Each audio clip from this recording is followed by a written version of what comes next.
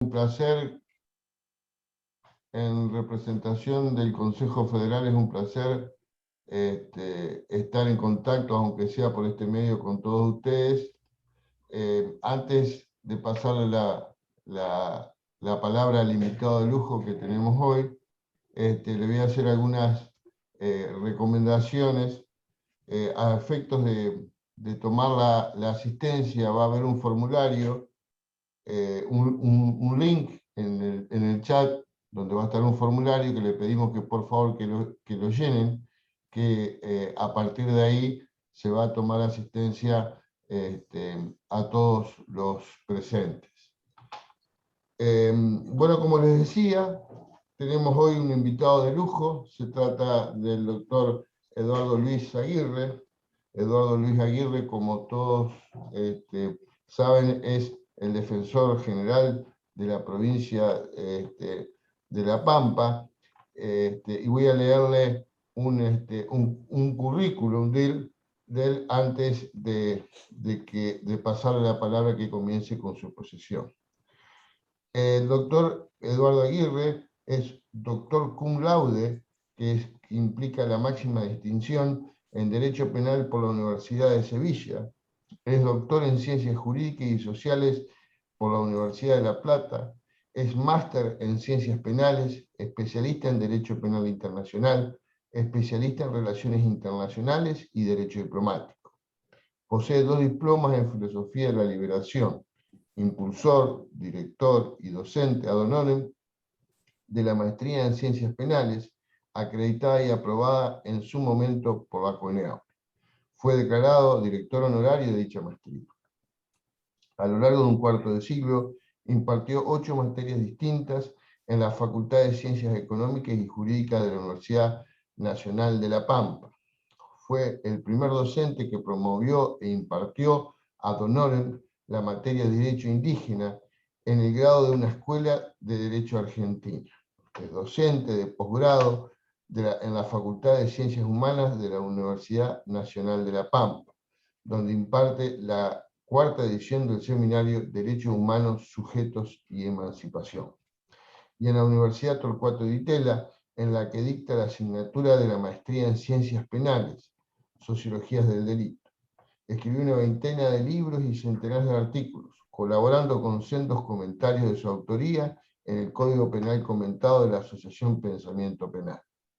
Fue jurado en la defensa de tesis de doctorado y director de tesis de posgrado en diferentes casas de estudio. Fue autor de la propuesta elegida por la Universidad Nacional de La Pampa para introducir en la reforma del Código Penal de 2007. Ganó la edición 2006 de la beca Masashi Chiba, que otorgaba anualmente a nivel internacional el Instituto de Sociología Jurídica de Oñate. Fue reconocido por el Instituto de Estudio Europeo de Belgrado por su trayectoria académica. Integró la comisión redactora del Código Procesal Penal de la provincia de La Pampa. Es uno de los pensadores más destacados de la provincia, articulista, columnista, ensayista, escritor y poeta. A la edad que la mayoría pone distancia con la academia, él alcanza su momento de producción intelectual más excelsa. Tengo el placer de dejarlos a todos ustedes con el doctor Eduardo Aguirre. ¿Qué tal? ¿Cómo les va? Buenas tardes a todas y a todos.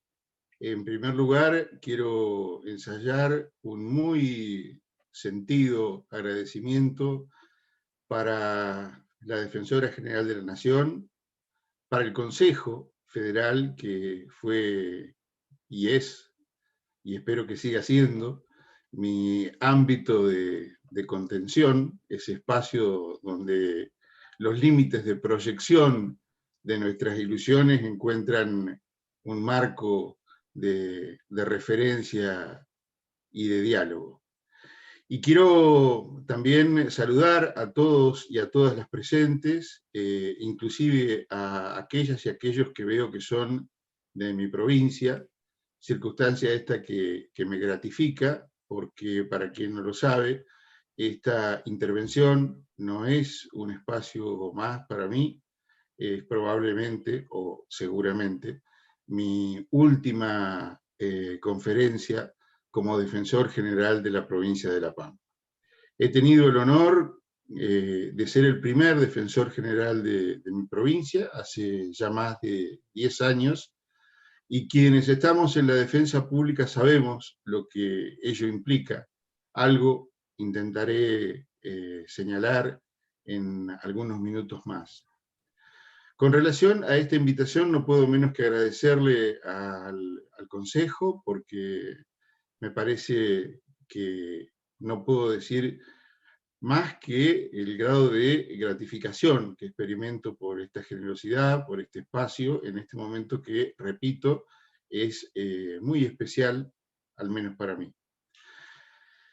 Originariamente, hablando con Maxi, cuando él me convocó, habíamos acordado en que mi conferencia fuera un poco el desarrollo de una monografía mediante la cual accedí al primer premio en el 15 Concurso Internacional de Trabajo Monográfico en torno al Código Iberoamericano de Ética Judicial.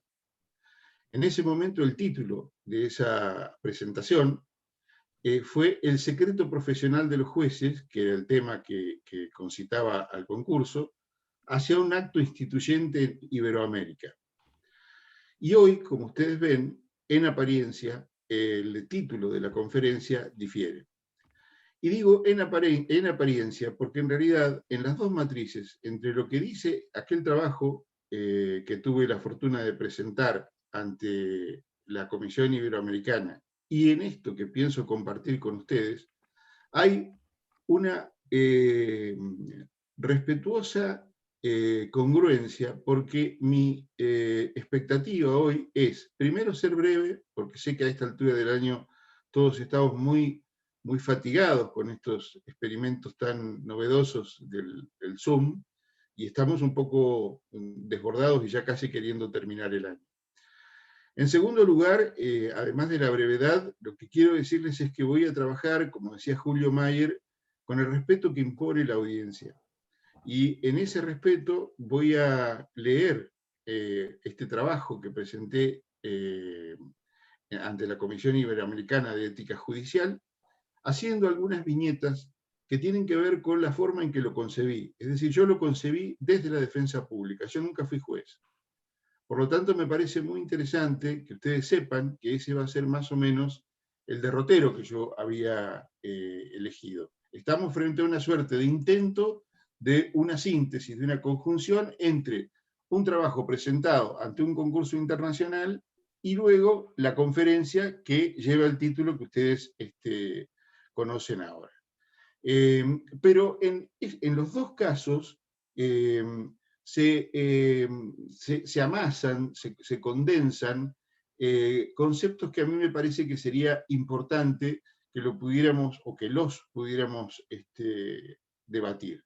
Entonces, comparto por primera vez aquella monografía y luego quedaría a la espera, salvo mejor opinión de Maxi y de las y los compañeros, de que pudiéramos generar una instancia de diálogo y en ese caso, si hay preguntas y está a mi alcance, poder responderlas o por lo menos reformularlas, porque también esta es una forma muy interesante de avanzar en el conocimiento, la reformulación permanente de preguntas.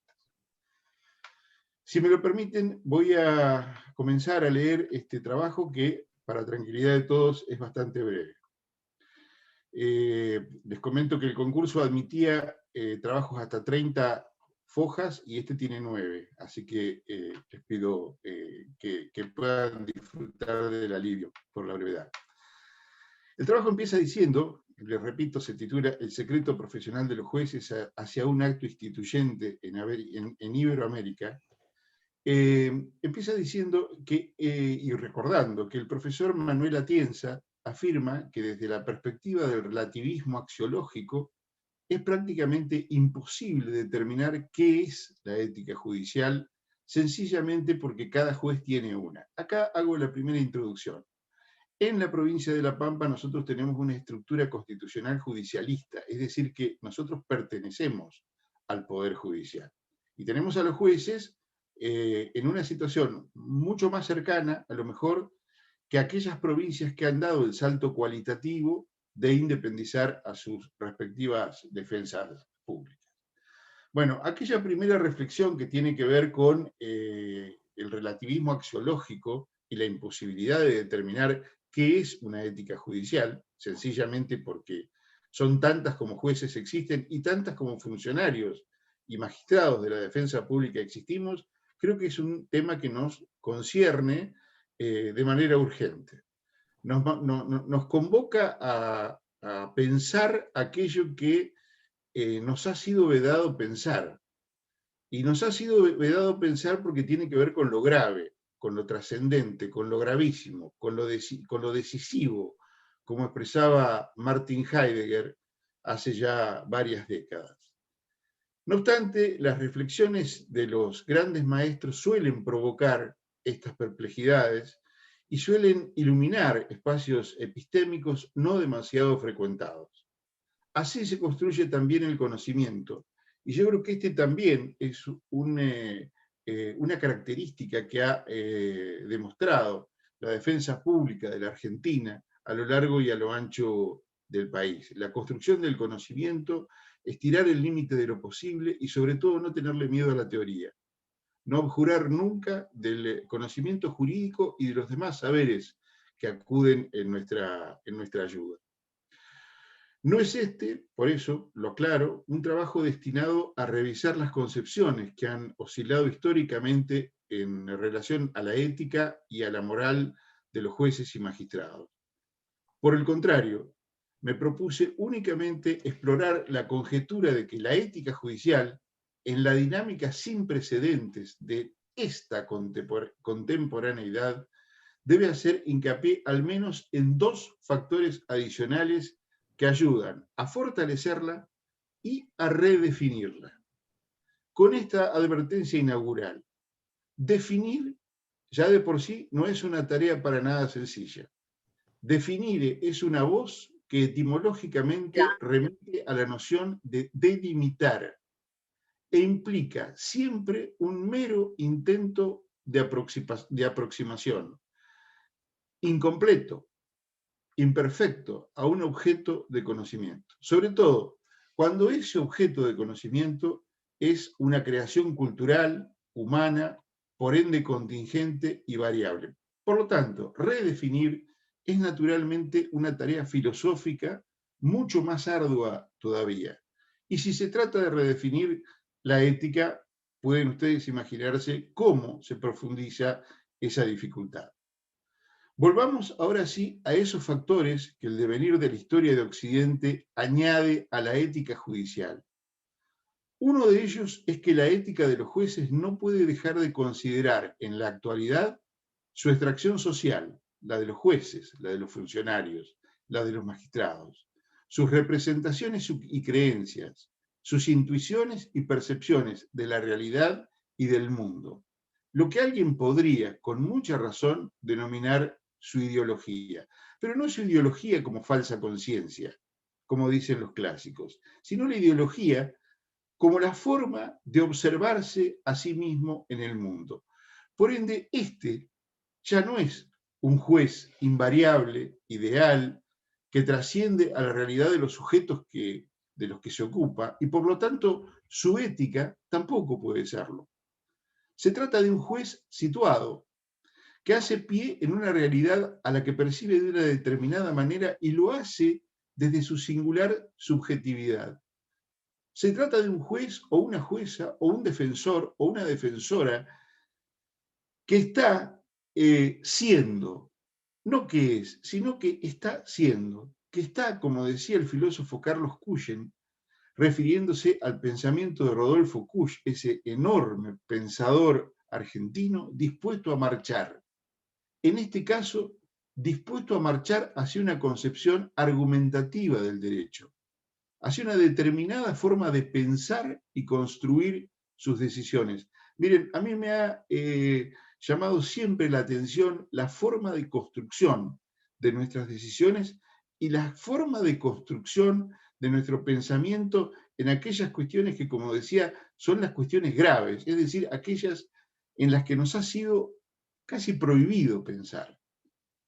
Se trata de un juez imperfecto, profundamente humano, alejado de las tradiciones iluministas y de las concepciones que se tenía de las burocracias judiciales, liberales, eurocentradas, humanamente condicionado. De esta manera nos vamos aproximando al segundo de los elementos antes mencionados.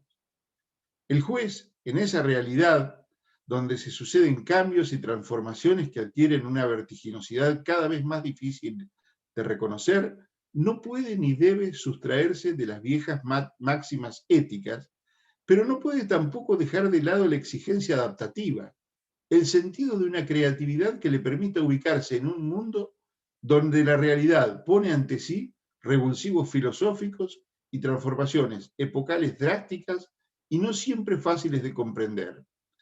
Y en este momento del mundo, la ética de la judicatura debe necesariamente incorporar el conocimiento crítico de la realidad del mundo que nos rodea. Repito, el conocimiento crítico de la realidad del mundo que nos rodea, de un mundo en permanente conflicto.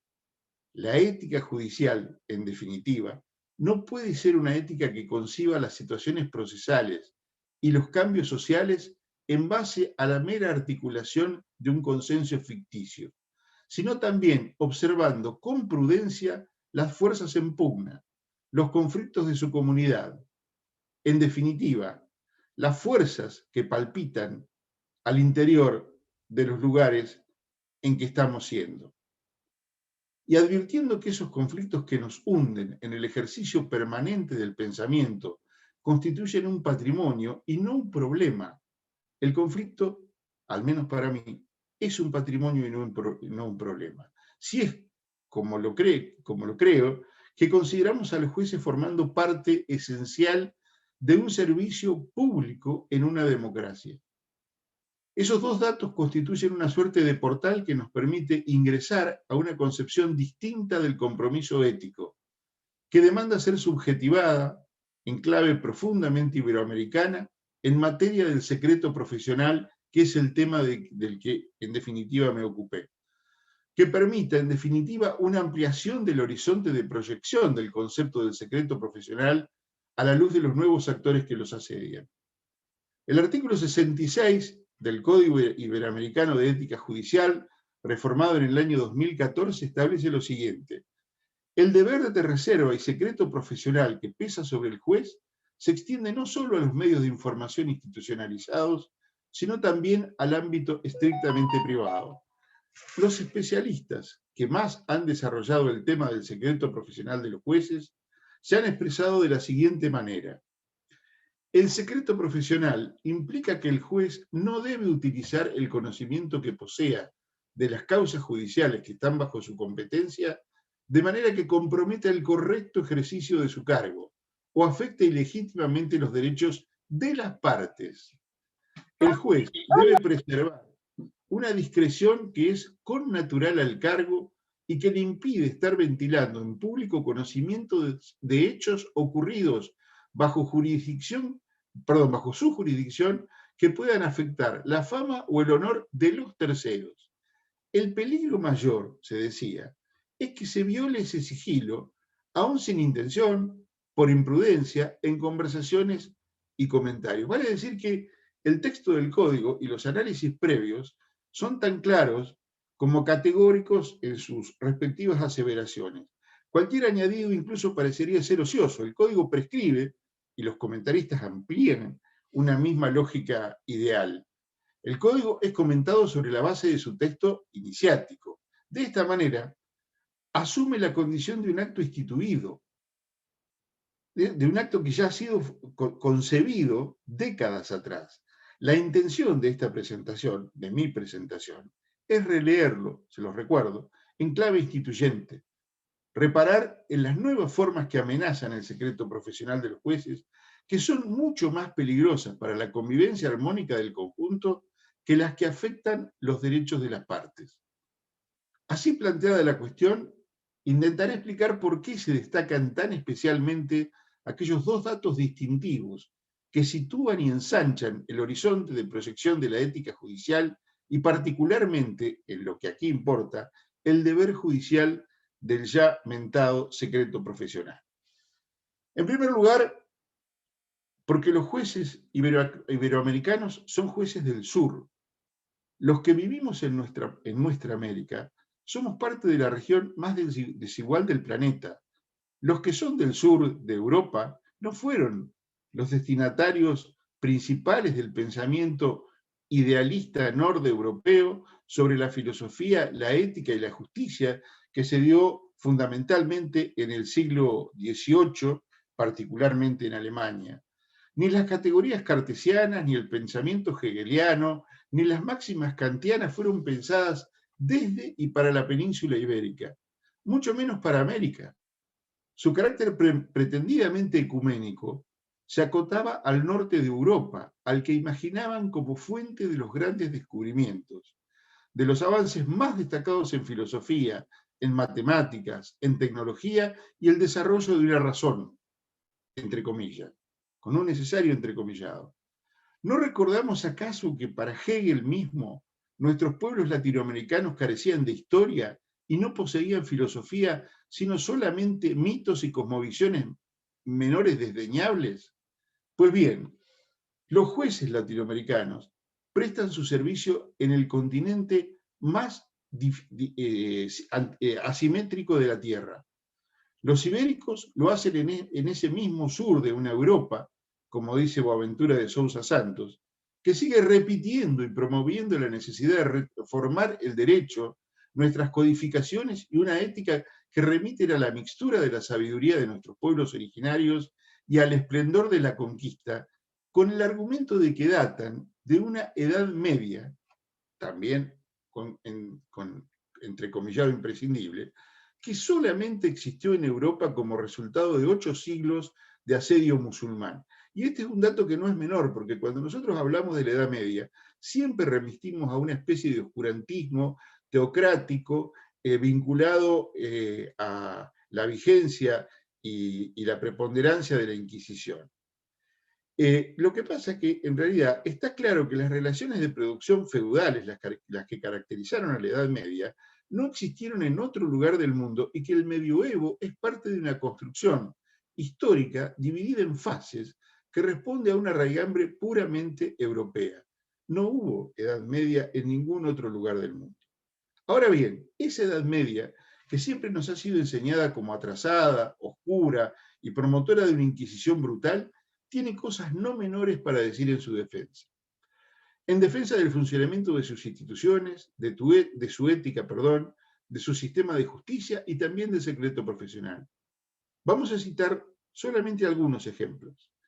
El debate celebrado en Valladolid en 1550 entre Bartolomé de las Casas y Ginés de Sepúlveda, una verdadera maravilla de la argumentación jurídica, determinó que los hijos de esta tierra no solamente tenían alma, sino también derechos, conocimientos previos, formas propias de resolución de conflictos, estilos particulares de vida comunitaria y una concepción ética diferente del mundo conocido.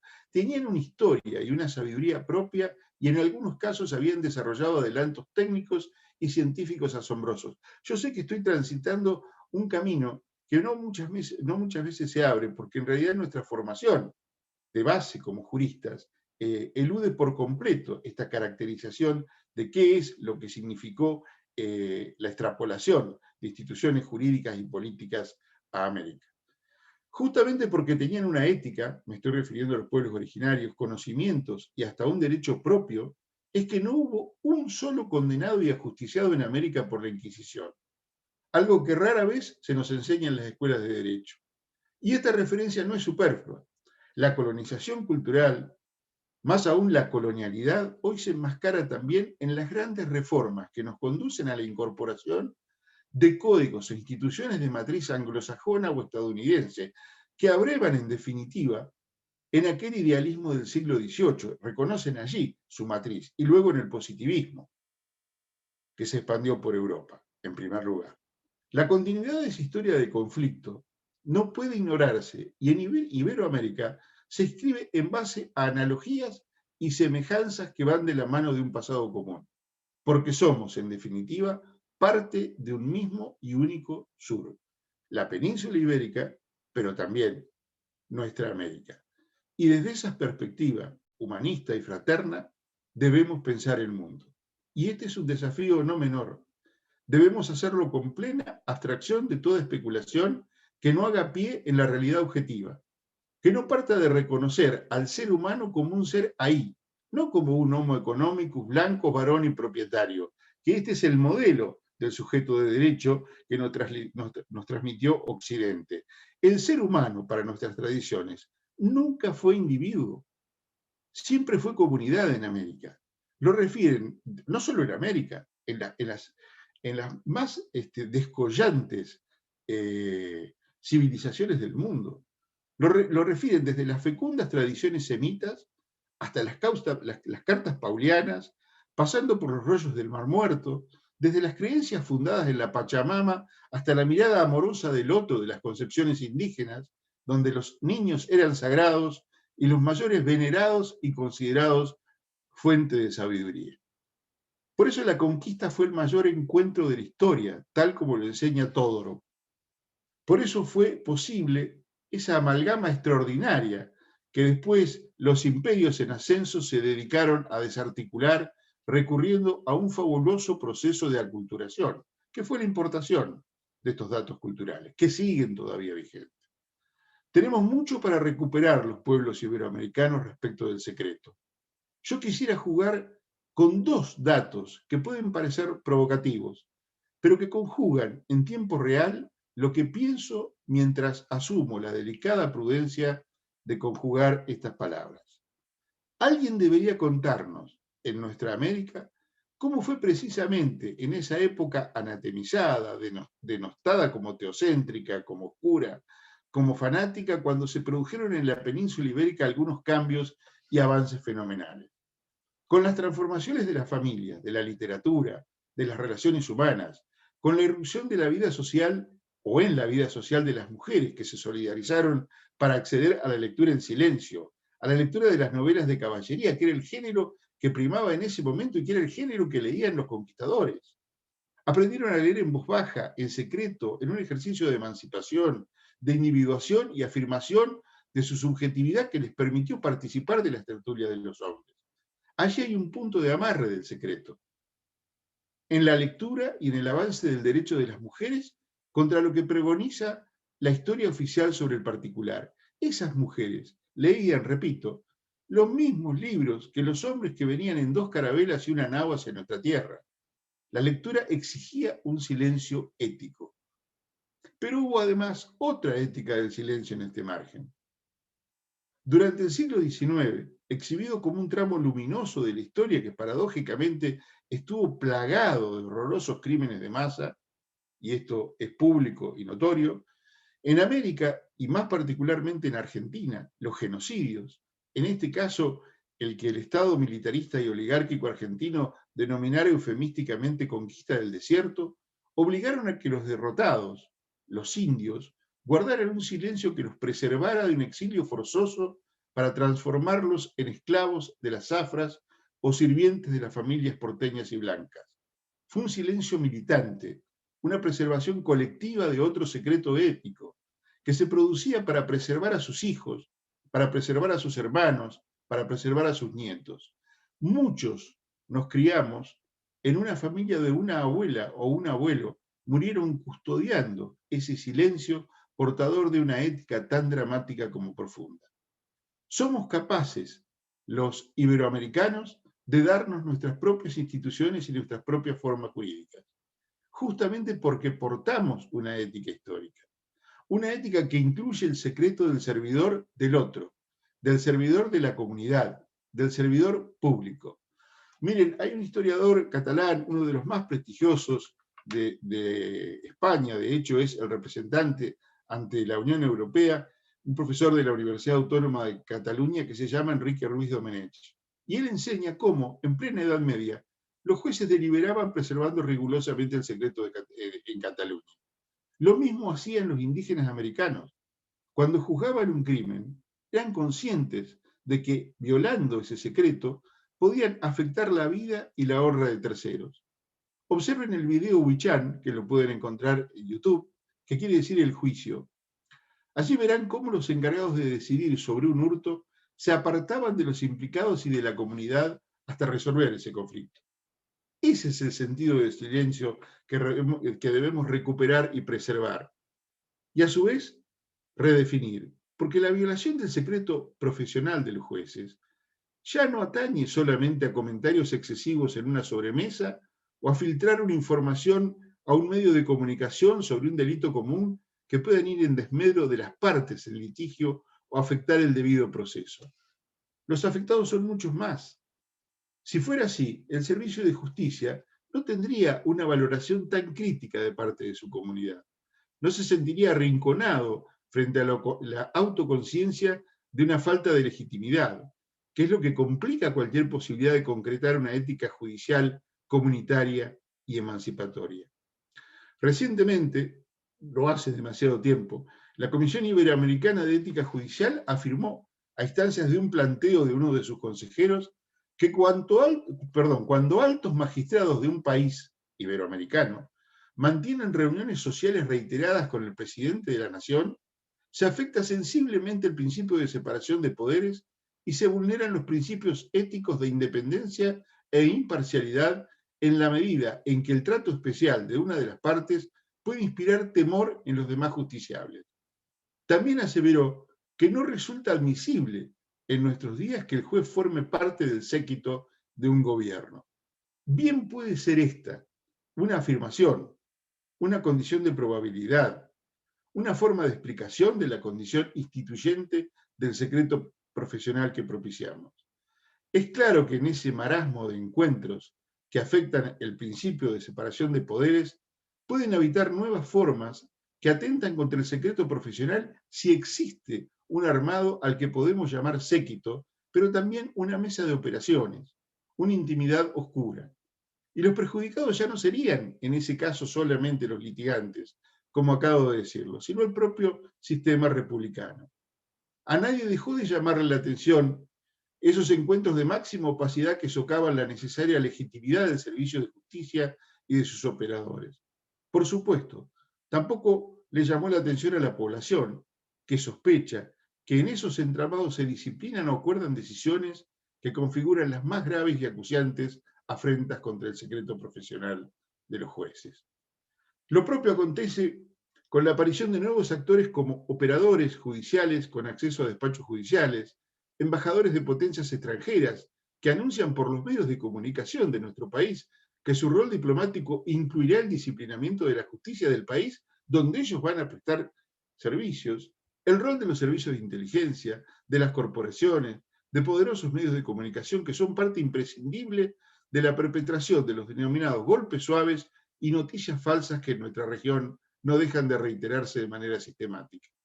Estos son los potentes y novedosos elementos que conspiran de manera manifiesta contra el secreto profesional de los jueces en este tercer milenio. Por esa razón, o por estas razones, es que creemos que el código puede ser leído con una amplitud y una actualidad imprescindible, a los efectos de que no termine convirtiéndose en un artesanal abocamiento a formas superadas y casi menores de violación del secreto profesional. En cada una de las circunstancias que enunciamos en párrafos anteriores, con la comprobación de la existencia e influencia de los actores y poderes fácticos actuales, el secreto profesional debe ser custodiado a sabiendas de estas nuevas amenazas que lo hackean y estar a la altura. He aquí la connotación instituyente que el pronunciamiento antes citado de la Comisión parece comenzar a recorrer, en un gesto plausible, que, además vale la pena señalarlo, no ha tenido la difusión pública que merecía. Un acto instituyente equivale a una transformación fundacional. El ejemplo más claro al que preferiría echar mano es la declaración de independencia de nuestro país, de nuestros países, o la unificación de otros. Pues bien, la ampliación de los márgenes de abocamiento de la ética judicial y particularmente del secreto profesional de los jueces es una conjunción entre la política judicial y la ética. Una reposición de la mirada en el otro, con mayúscula, en cuanto otro, como señalaba Emmanuel Levinas. augura para nuestros pueblos el sosiego de la confianza en los hombres que componen sus instituciones públicas. Por eso constituye una ética fundamental que impactaría en esa mirada del otro. Justamente por eso sería un acto instituyente, profundamente liberador, encarado como siempre desde la defensa pública con el optimismo de la voluntad y el pesimismo de la inteligencia. Como decía Gramsci, repito, con el optimismo de la voluntad y el pesimismo de la inteligencia. Decía un pensador nacional, toda revolución es el final de un proceso y hasta que se cumpla ese proceso solamente se anotan parciales. Hace algunos años, creo que fue en el año 2012, la Defensora General de la Nación dijo que los defensores estábamos haciendo una revolución silenciosa. Algunos recordarán esa afirmación que a todos nos debe haber llegado de manera muy especial. Si por revolución entendemos una transformación procesual, aunque sustantiva de la realidad, no cabe duda de la razonabilidad de la frase ni de lo atinado del tiempo verbal utilizado. Una emancipación no se encuentra a la vuelta de la esquina. Es un camino largo, arduo, cargado de enormes sinsabores, de dolores difíciles de soportar, de relaciones de fuerza desfavorables, de padecimientos y de frustraciones históricas. Pero lo importante es que, más allá de los resultados circunstanciales, generalmente adversos, nuestros intelectuales comprendan que se trata de una contradicción decisiva, donde se trata de entregar todo, amorosamente, sin esperar contraprestaciones, porque no las habrá. Que las luchas hay que comenzarlas, visibilizarlas, fortalecerlas. Serán otras y otros los que se encargarán de completarlas o de completarlas. Nada es rápido en un proceso de cambios decisivos, pero los logros parciales siempre dejan marcas. En este momento en el que estoy ya terminando esta exposición, quiero reiterar un saludo muy fraterno a la Defensora General de la Nación, que estuvo cuando tuvo que estar y donde tuvo que estar. A las y los compañeros con los cuales hemos confraternizado, por supuesto en mi caso no con la frecuencia que me hubiera gustado, a la gente de mi provincia que puede estar acompañándome. Sé que esta es mi última conferencia magistral como primer defensor general de la provincia de La Pampa. Les agradezco esta oportunidad con el corazón, a donde lo llevaré siempre. Estaré para lo que pueda ser de ayuda, para este ágora de construcción democrática y fraterna en que se ha transformado, gracias a Dios, la defensa pública. Muchas gracias.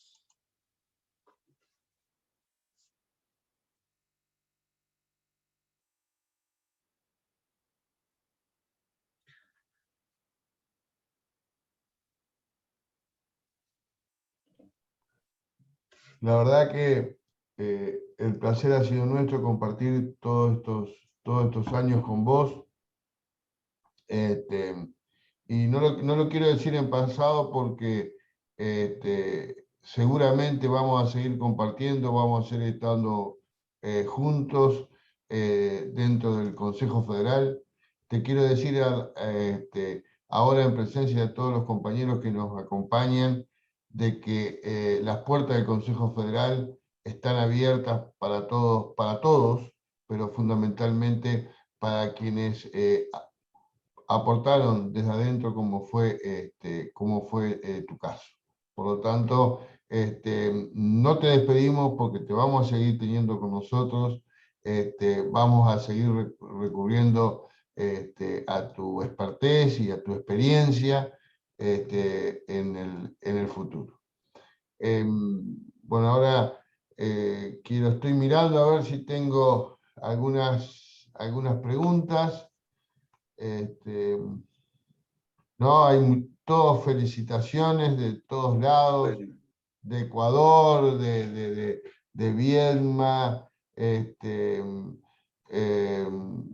recordando el excelente trabajo que genera muchas reflexiones, esto lo dice Romina de Viedma,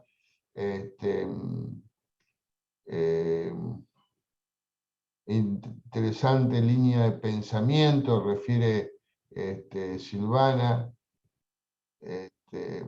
y buen trabajo desde la Universidad Nacional de Río Negro, Viedma, felicitaciones. Bueno, en ese orden vienen muchas felicitaciones al trabajo, a tu trayectoria desde La Rioja. Acá Juan José Gómez te agradece haberle enseñado a pensar. Del Colegio de Magistrados te felicitan, que es un honor para el Colegio de los Magistrados de la Función Judicial contar con vos. Desde Guayaquil, muchísimas felicitaciones.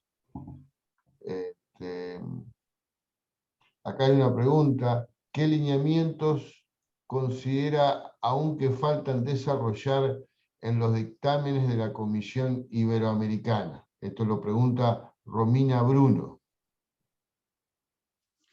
Es una excelente pregunta. Yo creo que la Comisión, como todas las instituciones y organizaciones que tenemos algún tipo de vinculación con la Administración de Justicia, tenemos que tender a preservar, en primer lugar, los acervos propios en materia cultural.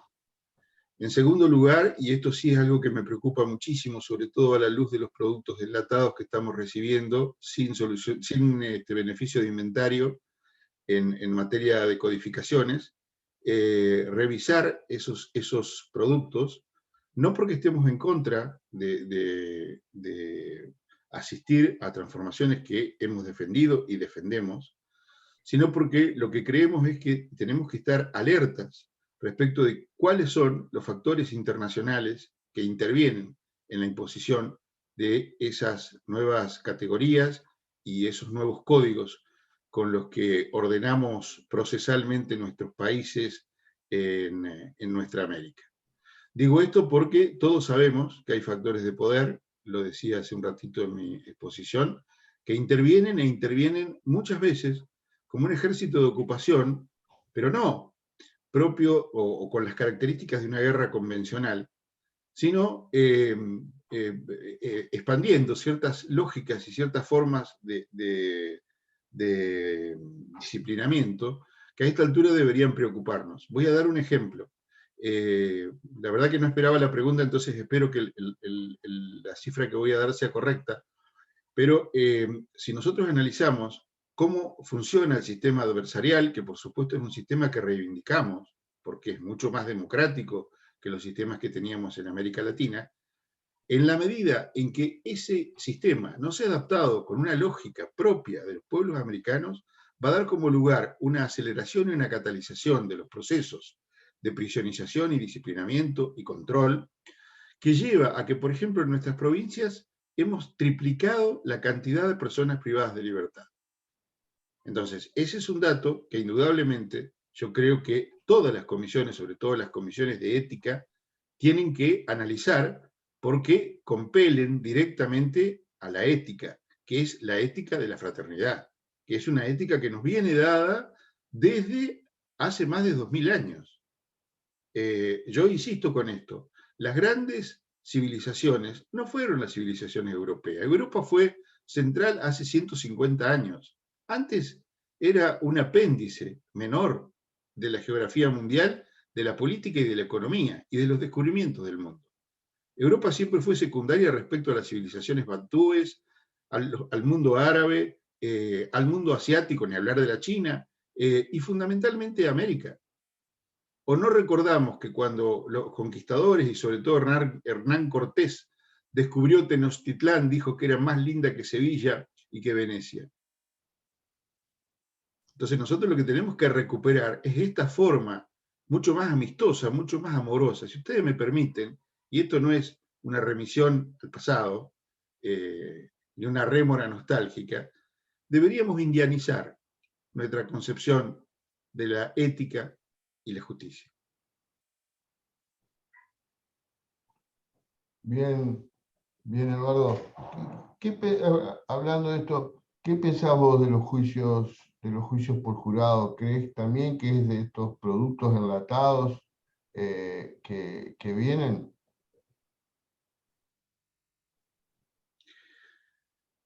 A ver, la verdad es que uno ha leído tanto a favor y en contra. Yo creo que lo que tiene como promesa el juicio por jurado es la posibilidad de democratizar la justicia, que eso sí me parece un salto cualitativo importante, porque es como que avanzamos un paso en las instancias de mediación y posibilitamos que los individuos ingresen directamente con su participación democrática en un campo que es un campo muy sensible, pero a su vez eso debería ir acompañado de otras lógicas que incumben, por ejemplo, y hago aquí también una preocupación lateral, una nueva acotación, una viñeta, a las formas de mediación. Porque cuando nosotros creemos que implantamos la mediación, estamos implantando la mediación como lo deberíamos hacer. Y en realidad también en la mediación intervienen, y ustedes lo saben perfectamente, organismos internacionales, ONGs, organizaciones que hacen que la mediación, como está ideada en muchas provincias argentinas, no sea la mediación a la que yo hacía referencia hace un rato con este video de un juicio mapuche huichán, que ustedes lo pueden ver, insisto, en YouTube. Lo que hacen es reproducir una lógica del trámite, algo que es muy preocupante y que a mí también me preocupa con relación al juicio por jurados, que es la transformación del acto supremo del servicio de justicia en el rigor de una mera gestión, que tiene que ver con el consenso de Washington, que tiene que ver con el eficientismo, que tiene que ver con el individualismo y que tiene que ver con el neoliberalismo. Me parece que es un riesgo altísimo que estamos corriendo, porque podemos crear todos los dispositivos y todas las baterías que querramos, pero si a eso no le damos una connotación latinoamericana, los resultados pueden ser verdaderamente graves. Es más, creo que en el ámbito penal ya lo son. Ya lo son. Nosotros hemos hecho a lo largo de estos 10 años una multiplicidad de presentaciones respecto de los derechos de las personas privadas de libertad. En algunos nos ha ido bien, en otros no, en la mayoría nos ha ido bien, pero creo que ese es un dato que no solamente atañe a la Comisión, no solamente atañe a nuestra preocupación, que sé que la tenemos todos, sino también, todos y todas, sino también que yo pienso que este es un dato que nos puede llevar a un lugar que es un lugar peligroso, riesgoso, y asumir ese riesgo en estas condiciones en el que se encuentra América Latina no me parece que pueda ser algo ventajoso en la medida que no se reflexione. A ver, perdonen que me amplíe un minutito más con esto. Yo creo que lo que nosotros tenemos que hacer es reivindicar la teoría, porque justamente estas teorías eficientistas, estas formas de mirar la administración de justicia como mera gestión, hace que la teoría quede de lado. Entonces, los teóricos en la Argentina han sido devaluados. El teórico es hasta casi insultado. Cuando a uno le dicen, vos sos un gran teórico, pero no sabés gestionar, te están diciendo que no conseguís un escritorio o un empleado o una camioneta o lo que sea. Y yo creo que la función de los defensores, pero también de los jueces, por supuesto, es una función que está por encima de eso, es una función mucho más delicada, es una función ideológica, profundamente ideológica.